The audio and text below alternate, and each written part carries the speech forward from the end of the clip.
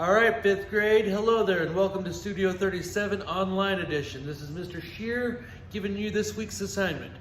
This week, I want us to be thinking about those artists and those impressionist and post-impressionist artists whose work we examined last week. I want you to kind of keep those more modern ideas in mind as we work towards creating our own landscape. Of course, landscape is a picture of outside, and in our landscapes, we need to create depth, or the illusion of space in artwork.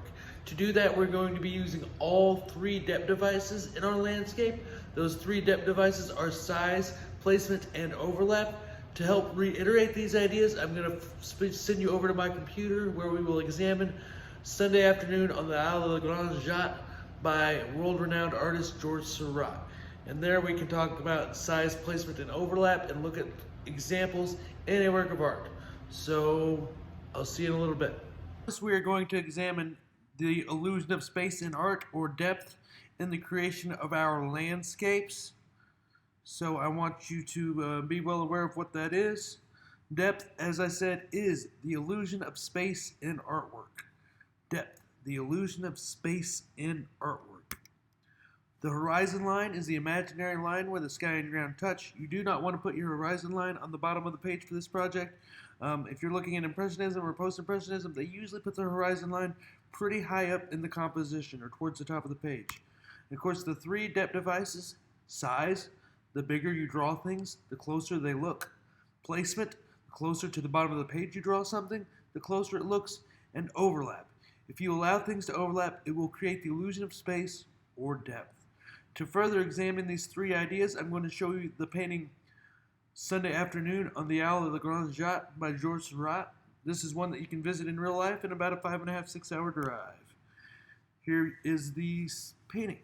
So Georges Seurat invented a style of painting called pointillism. This entire painting, this massive painting, is composed of little bitty dots. So if we think of the depth devices, you see this guy's pretty close to the bottom page, looking pretty close. He's also overlapping this girl, who's also overlapping this guy. You see the dog and the monkey here. Of course, this woman, this couple right here with the cane and the umbrella are much larger than this woman right here. So that, of course, makes them look closer. Also, this woman is closer to the bottom of the page than this woman is. And as you see, as you move towards the horizon line, people get smaller and smaller and smaller, and that little bitty back there. Of course, the horizon line is right here. You can barely see it because of the trees, but there's your horizon line. Of course, this is Sunday Afternoon on the Isle of the Grand Jatte. The next painting I'm going to show you is called The Bathers. So this is where the wealthy people hang out along the river, and this is the same river, just the other side, where the poor people hang out. And Georges Seurat painted them both with love and care and appreciation and time and attention. Now I'm going to give you a few seconds to see if you can identify where he used the three depth devices in this piece.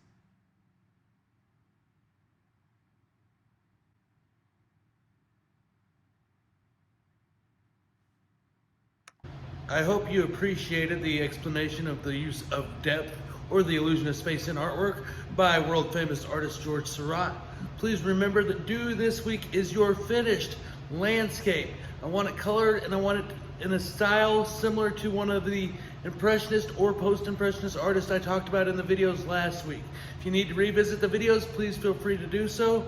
Also, make sure to use size, placement, and overlap to create depth in your landscape. The next video I have for you guys will be me and my finished landscape, and until then, have a great week.